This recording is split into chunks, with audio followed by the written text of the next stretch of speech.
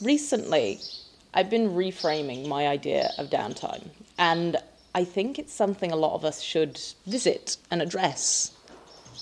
So, if you've seen my socials, you know I'm a really type A, foot to the boards, go, go, go kind of gal. It's the way I am. And with the onset of technology, social media, all of that, I find myself on my phone a lot, which I don't like. I spend a lot of time on screens. My work involves being on screens, but I'm always like on some sort of device. And at the end of the day, when I want to relax and chill out, on goes Netflix, or I scroll my phone. But I don't think that's serving me. And this thought kind of got sparked a little bit about how I see downtime. When, I think it was January, I was getting really, really overwhelmed with the day. It was just, everything was stirring in my head. I had all these things to do. It was getting too much. I was getting this paralysis from overwhelm. And I was out feeding the horses at the time, and I just put hay in the round feeder. So it's like this metal round feeder that the horses put their heads in, and they eat the hay out of. It keeps things tidy. And I just climbed into the feeder, lay on my back, nestled in the hay, and just stared at the clouds. Just stared at the clouds and watched them go by. And gradually the ponies came over, and they came in and they snorted at me, and they were sniffing at me and rummaging past, and I was giggling like a little girl. But in that moment I also just felt tears well up, and I started to cry. Most people who know me know I cry a lot. I feel things really deeply. I'm a super sensitive person. But I realized I needed that stillness and that connection with something that just makes the little girl in me giddy with joy.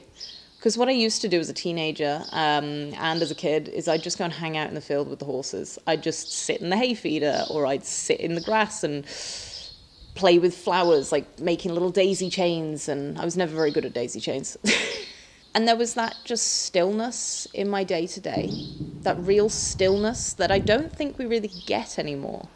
Like I say, with the onset of technology, we're always occupied mentally. We're always buzz, buzz, buzz, busy, busy, busy. And I don't think that's doing us good long term. We've disconnected from the moments of presence, the things that brought us a lot of joy, the peace in our day-to-day. And I think that's why we're feeling more and more overwhelmed, on top of many, many other things. There's a lot going on at the moment. I understand there's a lot of factors. But I think a big contributing factor is the fact that we don't have stillness and mindfulness anymore. We don't have them because, oh, I'm bored, I'm going to go on my phone. Oh, I want to switch my brain off, I'll watch Netflix. Now, there's nothing wrong with watching Netflix or anything like that. I love following a TV series. I love analysing how they've put something together. I do that. Watching how they've put a scene together, thinking about the filming techniques, because I'm getting really excited about that at the moment. But also just kind of enjoying the storyline, because as a lover of art, TV, movies, things like that, they all come into the arts. But I think we need a way to connect with our humanity again. So recently what I've been doing, because I'm in my really busy season, weekends don't exist for me at the minute. They just don't. And so I have days off on weird days of the week, depending on how things work. There are points where I end up working quite a number of days through without having a day off, because that's the way it ends up.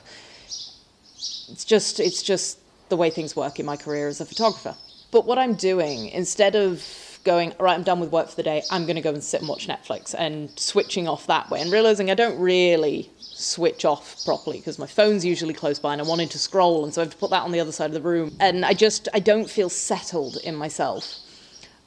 Sometimes I'll make a cup of tea, sometimes I don't, and I will go down the yard and out into the field and just sit in the field with my horse.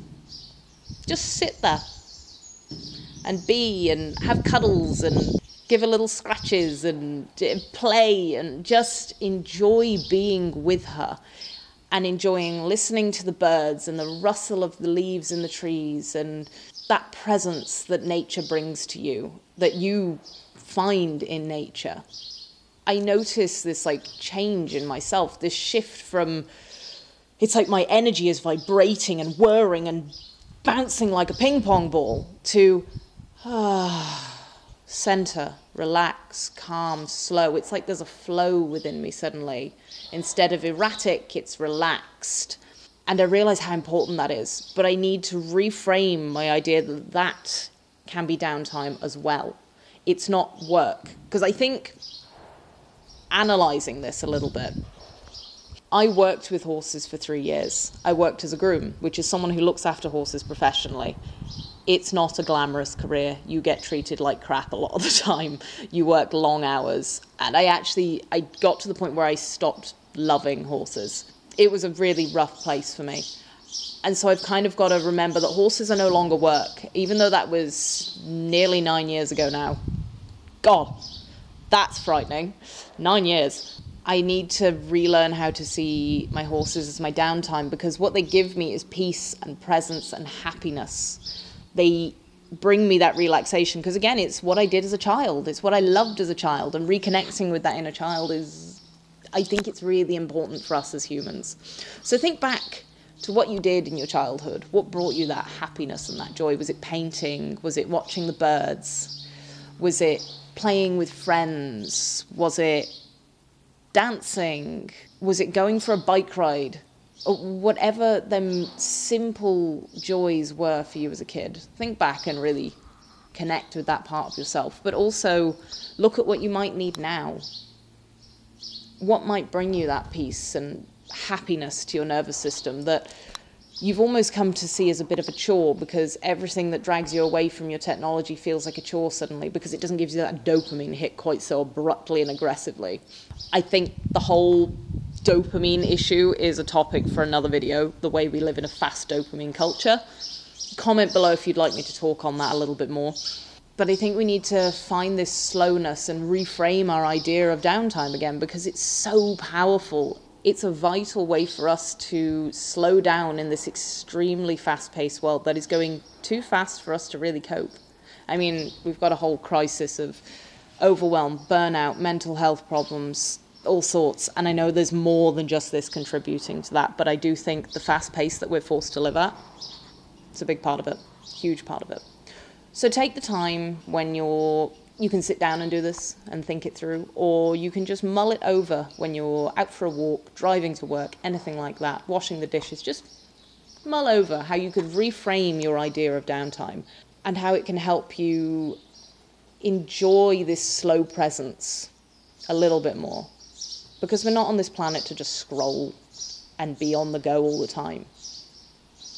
I think we're here to really appreciate what a magnificent experience it is to be on such a magical planet. Just some food for thought. See you next time, guys.